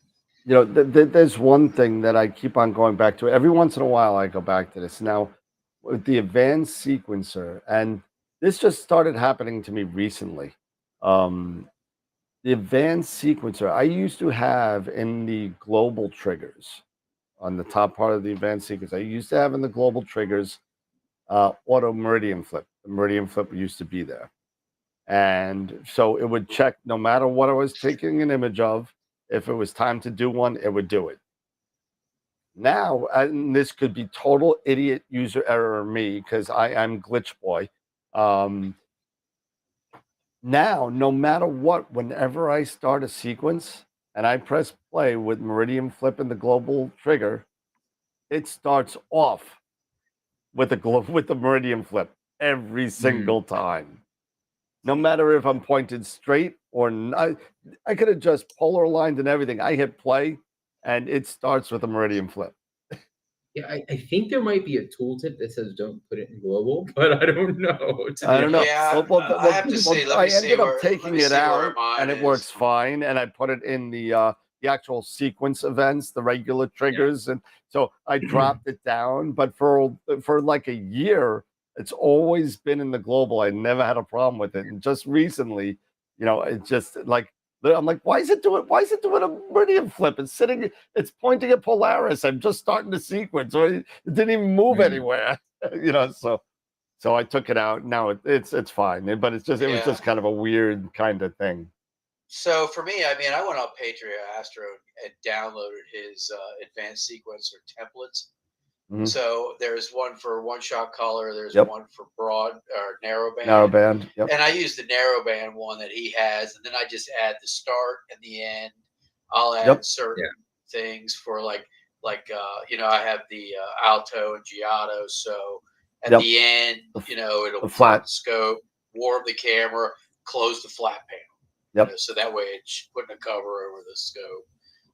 And then after that, I go outside of that and I'll hit equipment, shut down all equipment. And then that way, when I wake up, everything's off, everything's done. Yep. All I got to do, if I have to cover my scope. And then put his basic sequence startup template at the top.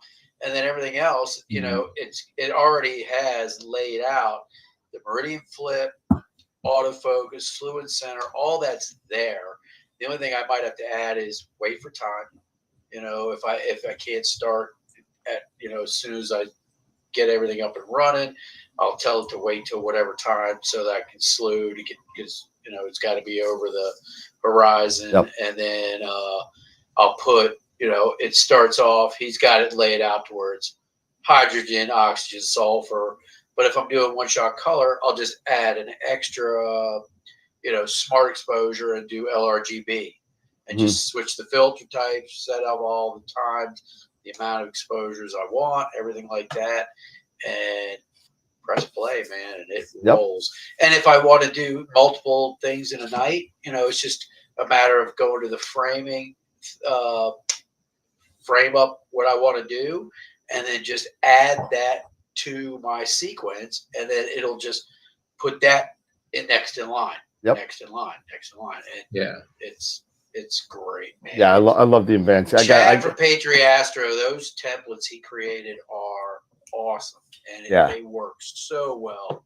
And anybody's using Nina, I would recommend you definitely need to go and download those, put them in your computer, and they work flawless. That's awesome. I gotta say thank you to our friend Sean Nielsen for consistently kicking my butt and getting me on the Nina train after being a sequence generator pro user for many years. And He's like, come on, do it. I said, nah, I don't need to learn. I'm too old. I don't want to learn any more software. I don't want to do it. And it turns out I can't get rid of it. It's like it's really it's a lot to me. You know, getting over that hurdle of being, I guess annoying and not wanting to change. You know, once I changed, and I never looked back with Nina. So Josh has a question here.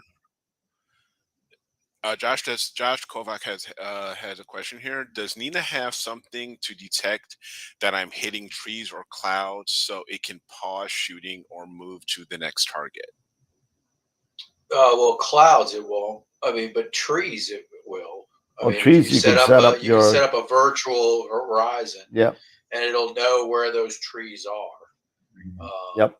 And then clouds, I mean, obviously, you know, you could do what it's going to do where it will reset if you drift, because clouds roll in, you're going to stop, your guiding's going to not track anymore. Yep. And then once the clouds are gone, it'll take a picture and go, oh, we're not back. We need to go back where we were. And right. It'll reset. Yeah, there's like a deeply philosophical question there for the product. I mean, like Stefan and I have talked about this quite a bit, and it's come up pretty frequently. It's like people say, I want to stop imaging when I'm looking at a cloud. I'm like, okay, what else are you going to do? Right? Just sleeping. Right? Like, what are you doing? Oh no, I have to delete some pictures from my computer at the end of the day. Exactly. Like, you're going to do that anyways. Right. Yeah. However, the point that my guider might send me off a couple of degrees afterwards, you like wanted to not do that. Like, yeah, that's reasonable. So let's have an auto recovery. And that's where, you know, center after drift and guider recovery came in as those triggers. But yeah, the point is when people say I want to stop imaging, we say, like, actually, no, we don't want to do that. We might get it wrong and you would have lost imaging. So yep. Look at it. Or you'll get that break in the clouds where maybe you do get a good image in between, you know, the clouds rolling through. Absolutely. Right? Or you could just, you know, spend a couple $1,000 and get like a Boltwood 3 cloud sensor and you know, be done with it. you know. But I mean, I do think there is a real risk of clouds have come and now it's raining and you want to shut everything down. Absolutely. At that point, you're like looking at rain protection, but you got a dome at that point. So. Yeah. That's when you have to have a dome and you maybe have what is it, the safety monitor? Yep. If I'm not mistaken. Yep. Correct. Where you actually, which is an additional purchase of something. Plus, if you have like an automatic, so like if your cloud sensor recognizes that, you know, either your barometer's dropping or if you've got clouds for a certain amount of time, it will close your dome or shutter for you based on those conditions. Right. Yeah. So, yeah, it's great to have an observatory, but that's the only downside right now. I have the observatory. I just can't automate it because it's one of those, it's a Skype pod. It's just a manual clamshell. So you just have to prepare and, you know, just be, you know, a little, you know, cognizant of those types of things. But yeah, Lunatico. Lunatico Astronomia. Thank you, Lunatico. Yeah. What did I say, Lunatico or whatever? But But great. That's the Chicago way of saying it. Yeah, that's the Chicago way. You know. The way you know we know how our English is here in Chicago. It's not how it is in the rest of the country. Hey, you could be in New York with the mothers and the fathers. You know? Hey, yo, forget about it. Exactly. So, but no, definitely center after drift. You mentioned also, was there any other tool other than center after drift that you would recommend that's probably already in Nina? You mentioned is there maybe a focus tool or anything like that, perhaps, or was it just center after drift? I mean, those like the main. Like everyone should use these. Like it's free to toss it in there. You might as well.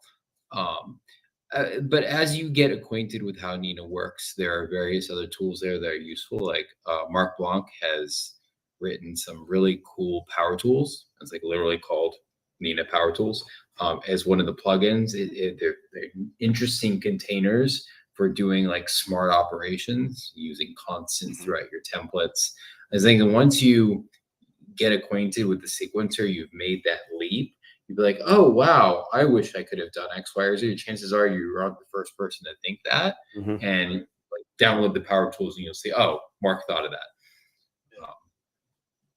So I would recommend you peruse those after you've gotten acquainted.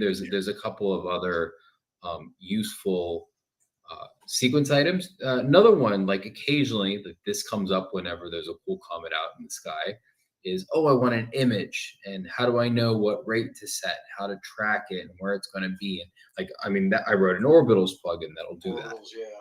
It'll download the data from JPL, figure out what the track rate is, and then set up PHD2 accordingly.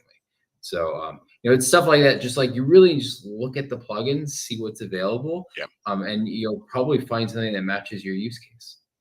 So, so if I was a newbie, because we do have a couple of newbies out there that are just getting used to, entering the world of Nina.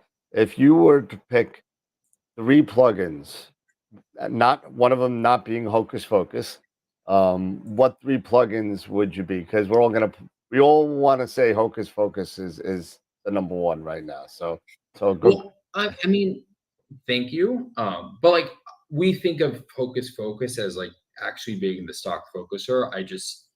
It's outside for other reasons, right? Yeah, for absolutely. Agility. But like connector would be one. Connector would be one.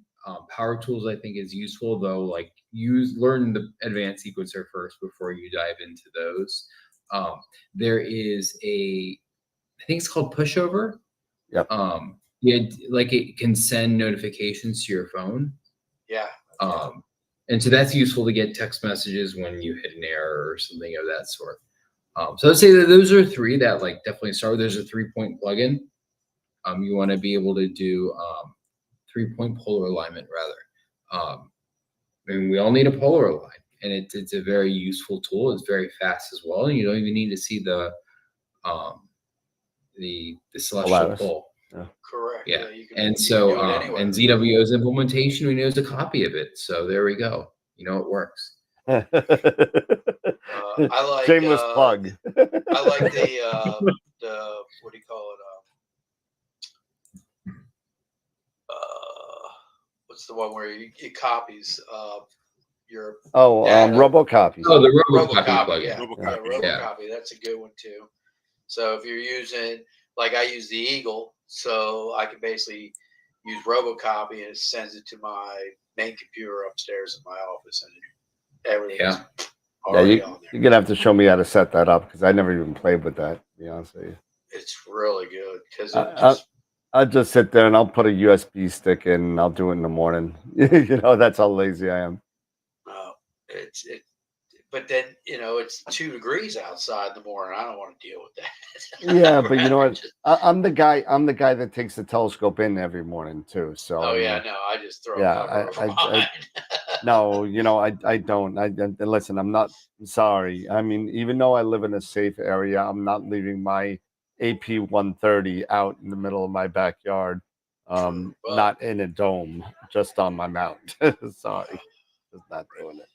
I was worried the other day, though. We had 30 or 40, 45 mile an hour winds the other day. And my scope was out of work. Oh, please don't fall over. Well, didn't that happen to Eric last year, right? Yes, it did. Yeah, That's man. why I ended up getting the dome. Yep. Well, I showed you the picture the other night. It's that 127, 3 counterweights, the extension bar. That mount with everything on it weighs over 100 pounds. There's no way the wind's going to toss that thing over. Oh, don't say I'll tell you a little story. There was a little story, and I'll preface this by saying I was not there. I did not see this. But Jeff from Camera Concepts was at a star party, the Nebraska star party. And the reason why this came up was because I was planning on driving there last year, and we were just talking about it. He's like, "Yo, be careful of the crazy winds. They'll come out of nowhere, and you have no warning." So he was there as a vendor at a star party, and he's selling stuff just like normal. You know, he's in his tent thing and he's selling stuff. And all of a sudden, two guys come up and, you know, everything's on the tables with the tablecloth. They pick up the tablecloth with all the stuff in it and just start like saying like the Grinch and throwing it on. And Jeff thinks he's getting robbed. You know, he's like, what the hell's going on? You know, and the three guys are picking up half the, come on, you got to go, you got to go. And then they go, and there was a big windstorm coming, right? One guy didn't listen. Just happened to be a gentleman with a 20-inch obsession telescope that they found him after the storm was over with the pieces of his 20-inch mirror in his hands because it lifted up the entire rocker box and everything and lifted it and launched it 20 feet and smashed the entire mirror. So if you think wind can't do a lot of damage, man, let me tell you. I'm gonna, telling you, mine's on the deck. I'm just gonna put an island in the deck and anchor it. So There you go. Yeah. Until I can be like Eric and get a dome. I didn't even do that. I'm there. What is it? 4 years ago now, I put the pier in my backyard. So yeah. I mean, and I wish I had the room to put a dome. I'd put one in there, but I don't. But so I put a pier back there, and I was able to get my EQ8 on there, and now I just sit there. Literally, that changed everything to me. Not having to set up a tripod and a big mount and everything, and all. Just put my telescope up there, and it's already polar aligned. I might have to tweak it every couple of months. You're done with it. The only thing for me, I'd have to put a pier in my front yard, and I'm not doing that because in my backyard, I get an extra 15 feet off the ground being on my deck. It makes a big difference. If I put it on the ground, man, then the trees really screw me. No, that's why you got to get that nice, what is it? The Pier Tech telescoping piers, kind of, you know. Yeah. you'll lift the whole scope up, you know. Yeah. But that's exactly it. Awesome. Get one of those suckers. You're not worried about it. Okay. You got any questions out there or no? No, we don't. Nothing else. But I would say, you know, George, thank you so much, man, for coming on. Really, it's been awesome. A lot of good conversation when we had about Nina. Definitely about Hocus Focus. And is there anything else that you would like that you want to share as far as anything you're working on that's upcoming Nina related, or anything you want that maybe we should be looking out for, preparing for, or looking forward to as we get close to NEAC and NEAF and all that other stuff? Yeah. Not particularly. I mean, we often get various questions like, why doesn't this run on Linux or Macs? And we chuckle and nod a little bit. But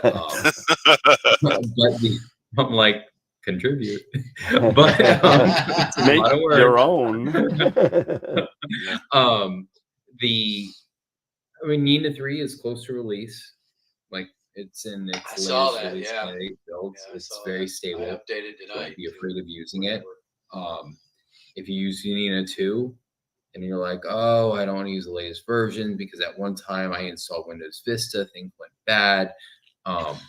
We say, sorry, you're not going to get updated. You're not going to get updates to your plugins. I stopped updating things of that sort. So I would say make the jump to 3 if you haven't already. That's coming.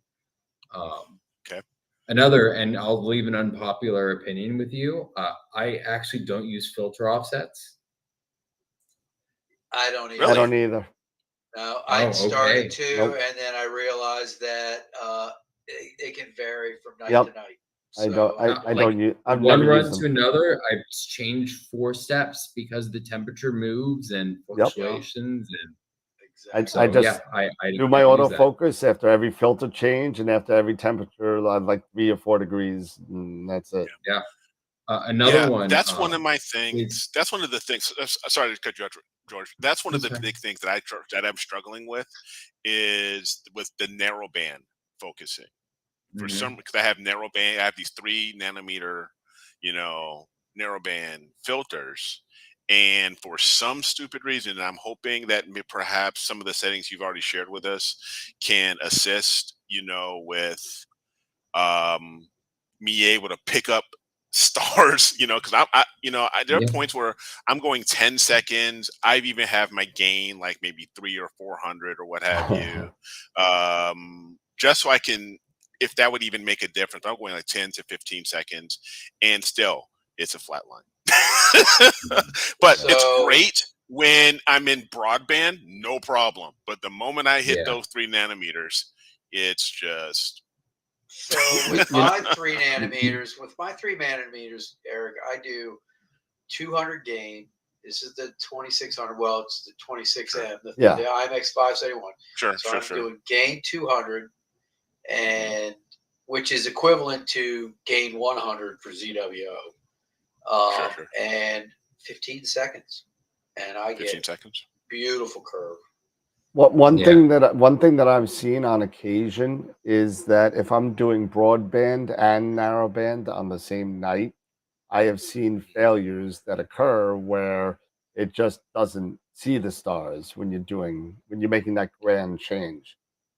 So one of the problems there, depending on how you do it, is not every camera actually can change its gain without power cycling it. Yep.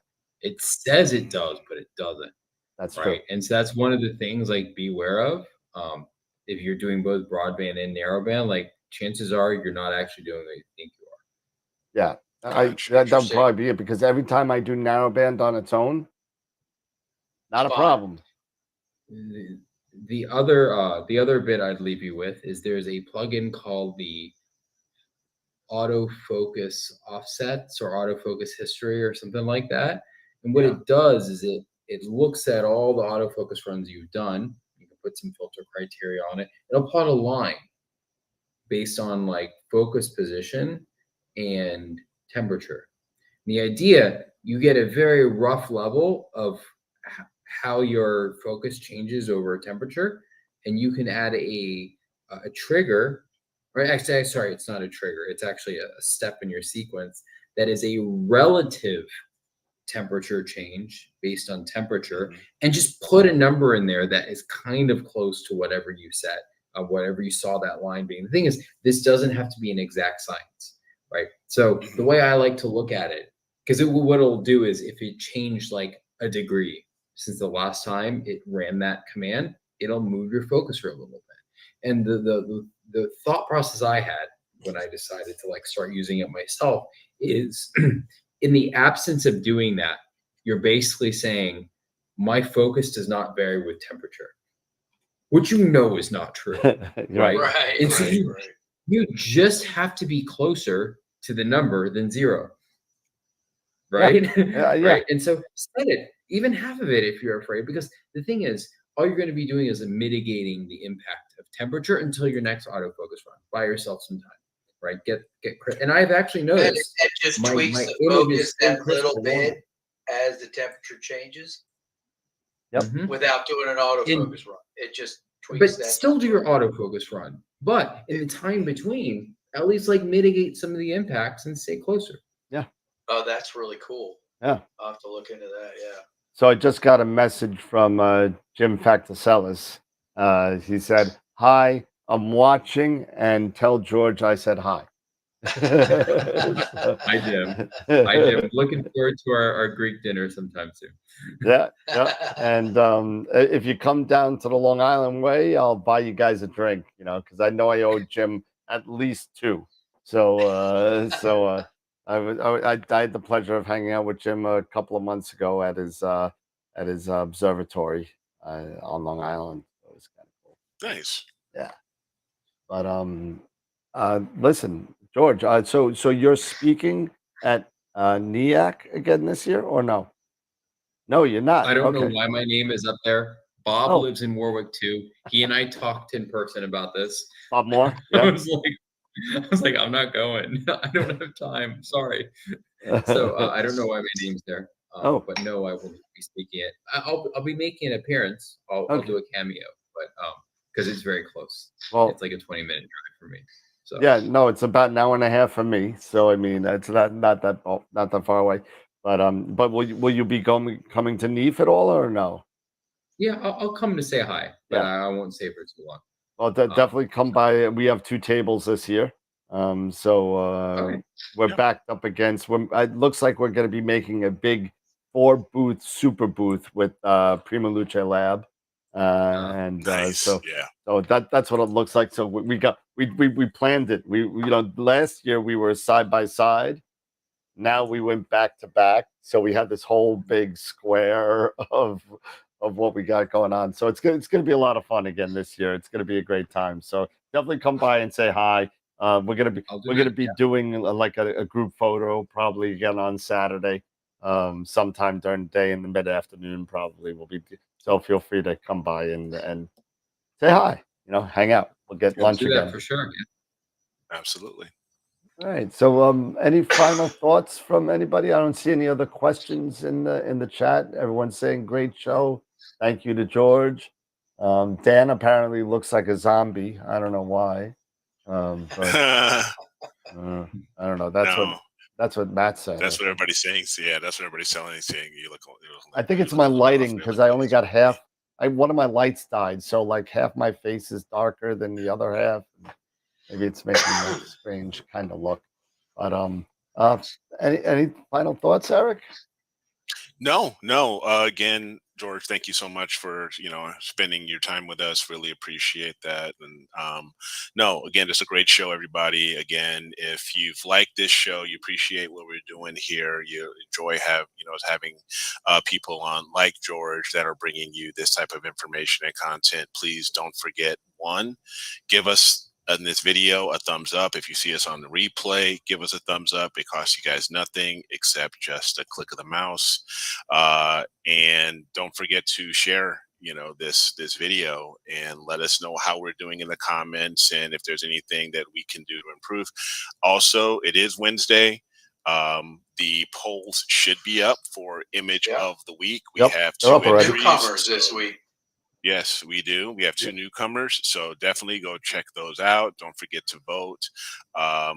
And we will announce that on Friday night at 9 o'clock Eastern. And again, George, thank you.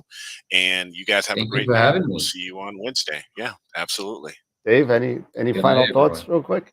Yeah, George, it's great meeting you. I'm glad you could come on. A huge Nina and Hocus Pocus guy, so I'm actually imaging right now and looking at my focus runs and made some tweaks like you were showing, and it seems to be working really well. So I really appreciate all your information and look forward to the stuff that you got coming up and coming out soon. Excited for 3.0 and see what that's all about. Yeah. So thanks for coming out, and thanks everybody for coming out, and hopefully we've changed the minds on some of those people out there still stuck on that ASIR thing, whatever that is. Chuckle. Everything has its place. Yes, it does. It does. Yeah, trash cans. Well, I walked right into that one. Oh, hold on. Let me take these down and. Oh my goodness! Here's another one. We'll put that on. We'll take that one. But anyway, no. George, do you have any final thoughts for us? Or no, this was great fun. Thanks for having me. No, well, since you're going to be at NEAF, what I'll do is I'll pack one of these for you. I'm going to give you a nice calendar for you, just for being a member and being on the show. And I'll pack one up for you, put your name on it. So when you come to the booth, just pick it up and we'll give it to you. Appreciate it. I thought you were going to pick up one of those little red boxes. I was like, no, I don't want it. Would you like one? Excuse me, sir, may I have some more? No, I wouldn't do that to you. But yeah, no problem. But anyway, hey, listen, thank you again, George. Thanks for coming on. It's almost about the time. It's like that. And you know what the funny thing is? I don't think we went off the rails tonight. I think we pretty much stayed on topic, which was pretty darn good.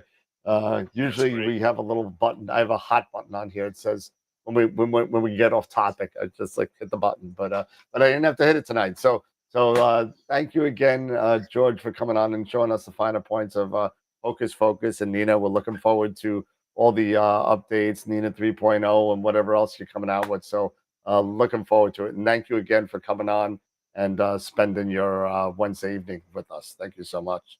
Thank you. Thanks, Take George. care. Good night, everyone. Bye. All right, everybody. Have a good night. Take care. And remember, as always, keep imaging, keep educating, and clear skies. And we'll see you Friday night with Picture of the Week. Have a good night, everybody. See everybody.